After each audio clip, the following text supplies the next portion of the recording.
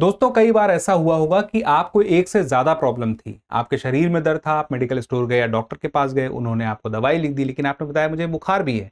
बोले हाँ इसी से काम हो जाएगा। बोले कैसे? क्योंकि आप इसको पलट के देखेंगे तो शरीर दर्द के लिए भी दवाई का नाम उसी में लिखा है और पैरासीटामोल भी उसी में लिखा है, यानी कि एक गोली में एक से ज्यादा दवाई।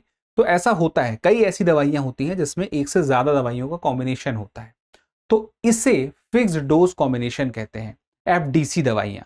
अब इनमें से कुछ दवाइयों के बारे में ये खबर आई कि कई दवाइयां ऐसी हैं कि जिस वजह से दी जा रही थी कि एक से ज्यादा समस्या को सॉल्व करेंगी या जो समस्या है उसे और जल्दी और सही तरीके से सॉल्व करेंगी, लेकिन वो वैसा कर ही नहीं रही हैं, उल्टा और नुकसान कर रही हैं। एएमआर का खतरा हो सकता है, यानी कि वो दवाइयां आगे चल के आपको फायदा भी नहीं पहुंचाएंगी, जो जरूरत है बेसिक ठीक होने वाली वो भी नहीं हो पाएगी भविष्य में, और खतरा होगा आपकी जो प्रतिरक्षा प्रणाली है उसमें परिवर्तन आ जाएगा।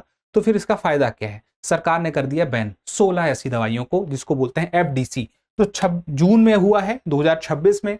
तो ये बड़ी बात आती है कि फिक्स डोज कॉम्बिनेशन है क्या। तो आप समझ गए हैं फिक्स डोज कॉम्बिनेशन क्या है, एक ही गोली में एक से ज्यादा दवाई है। दूसरा, दो कैटेगरी है, एंटीबायोटिक कॉम्बिनेशन है। एंटीबायोटिक हर कोई खाया है अपने जीवन में कभी न कभी, तो एंटीबायोटिक के साथ एक दवाई या कोई एक चीज और उसमें आ जाती है, जैसे कि अलग अलग किस्म की, फीवर के लिए भी हो जाती है, गैस के लिए भी हो जाती है, बहुत सारी चीजें वो मिक्स कर देते हैं।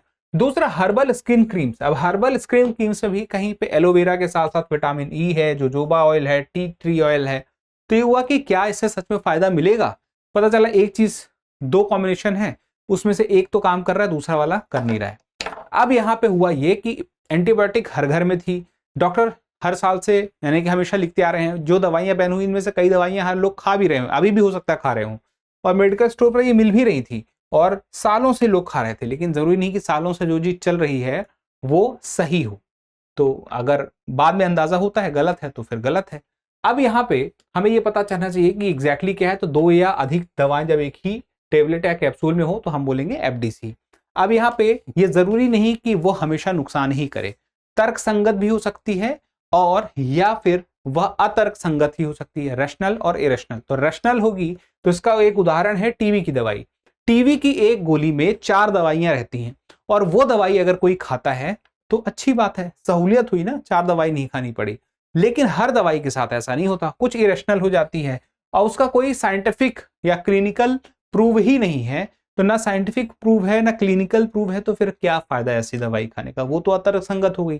तो ऐसे ही अतर्क संगत जो इरेशनल हैं दवाइयां, उन्हें ही बैन किया जाना था और उन्हीं की 16 दवाइयों की लिस्ट है। तो समझ गए।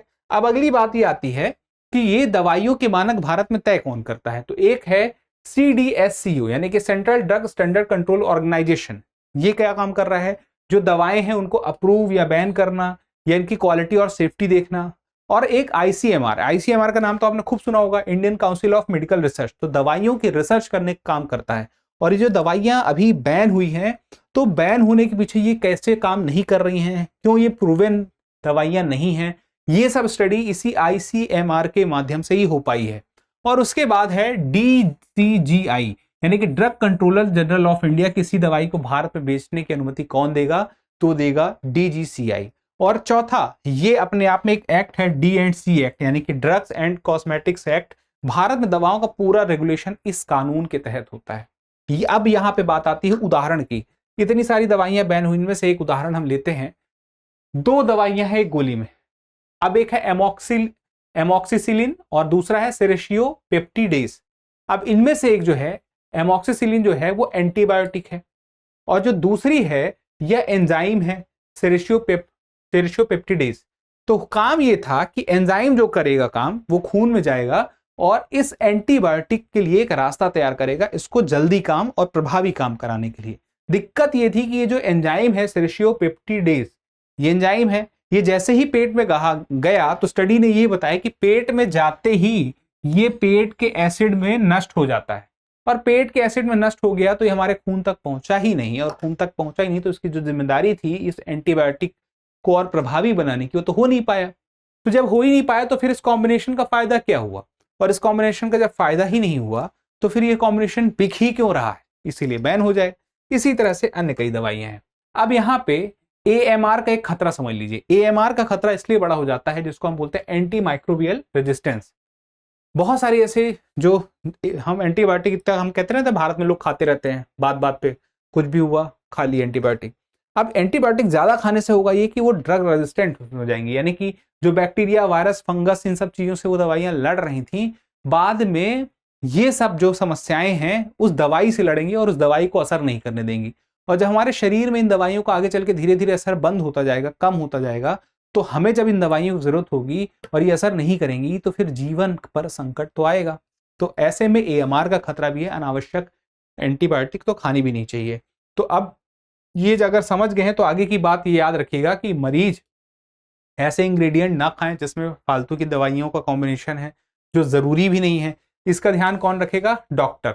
तो डॉक्टर ने अगर कुछ ऐसा लिखा है तो डॉक्टर से आप मिलें, और जो बैन हो गई है उनका पता हो। अगर कोई अभी खा रहा था तो डॉक्टर से मिलकर बताए कि भाई ये तो बैन हो गई है, तो हो सकता है कि उसके जो है और विकल्प हो। तो ऐसा नहीं कि विकल्प नहीं है, इलाज बंद नहीं होगा, इलाज चलता रहेगा। और इसके अलावा इरेशनल जो कॉम्बिनेशन है डॉक्टर को नहीं लिखना चाहिए, और जो कॉम्बिनेशन की जरूरत हो, एविडेंस बेस्ड जो हो, उन्हीं को लिखना चाहिए। और दूसरा ये है कि कॉम्बिनेशन वाली दवाइयां कभी भी देनी भी है, मान लीजिए को रेशनल वाली दवाइयां भी कि हाँ दी जा सकती है, लेकिन उसके पहले भी जहां हो सकता है पॉसिबल वहां पे टेस्ट हो जाने चाहिए, चेक हो जाना चाहिए, पता होना चाहिए कि क्या सच में दवाई की जरूरत है भी या नहीं है।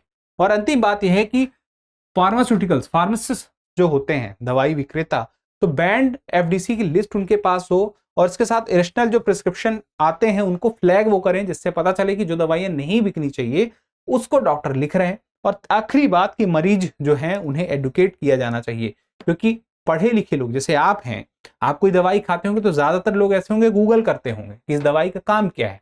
उन्हें अगर ये सब चीजों का पता होगा कि ये दवाइयां बैन हैं, इस प्रकार की दवाइयां नहीं होनी चाहिए, अब इरेगुलेशन जो इरेशनल FDC क्या है, रेशनल FDC क्या है, तो उस हिसाब से फिर वो अपने आप को मैनेज कर लेंगे। चलिए अब आपसे एक सवाल पूछना चाहूंगा, उसका जवाब दीजिएगा, लेकिन एक जरूरी जानकारी कि द न्यू सेशन सेल आ चुका है, और इसका मतलब ये है कि 25 से लेकर 29 जून तक जितने भी दृष्टि के लाइव ऑनलाइन कोर्सेज हैं वो सब आपको 50% तक कम कीमत में मिलेंगे। और चाहे वो UPSC के हों, PCS के हों, जुडिशरी के हों, SSC के हों, या फिर उसके अलावा टीचिंग एग्जाम या CUET के हों, सब में ये ऑफर रहेगा। तो इसका लाभ उठाना है तो वीडियो के डिस्क्रिप्शन में कमेंट बॉक्स में लिंक है, उसे क्लिक कर लीजिए, या फिर आप हमें सीधे कॉल कर लीजिए 8750187501 पर। हम मिलते हैं अगले सेशन में, तब तक के लिए स्वस्थ रहें, मस्त रहें, पढ़ते रहें। हाँ, सवाल का जवाब जरूर देके जाइए। सवाल यह है कि निम्नलिखित में से कौन सा कथन फिक्स्ड डोज कॉम्बिनेशन दवाओं के संदर्भ में सही है? ए, सभी FDC दवाएं इरेशनल होती हैं और इन पर प्रतिबंध लगाया जाना चाहिए। B, FSSAI भारत में FDC दवाओं को रेगुलेट और बैन करने के लिए उत्तरदायी है। C, किसी FDC को रेशनल तब माना जाता है जब उसके सभी इंग्रेडिएंट्स मिलकर अकेली दवाओं से बेहतर क्लिनिकल बेनिफिट दें। और D, बाजार में लंबे समय से उपलब्ध होना किसी FDC की साइंटिफिक वैलिडिटी का प्रमाण नहीं है।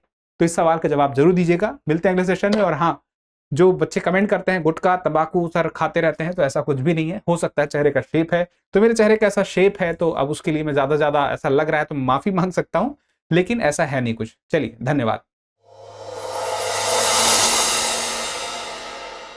अब एग्जाम की तैयारी को और बेहतर करने के लिए हमारे चैनल को लाइक, शेयर और सब्सक्राइब करना ना भूलें।